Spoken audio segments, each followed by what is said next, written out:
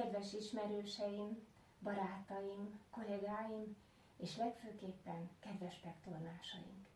2026.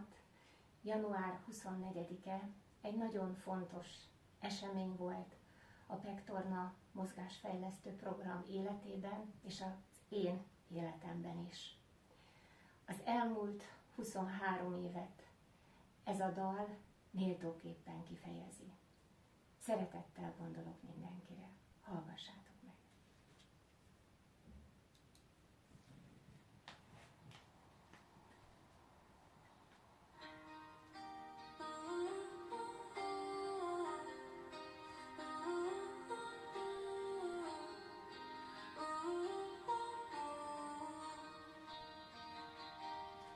Ahol egy álom született, ott nevetésből lett a rend.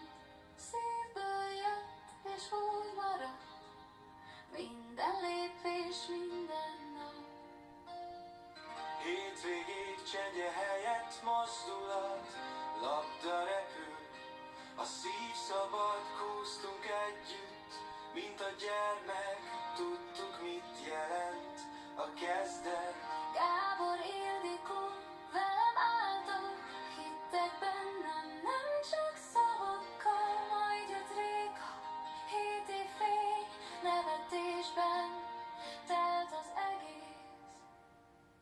Ez a dal szól most minden kollégának, ki a Pektorna tanfolyam útján jár, és minden család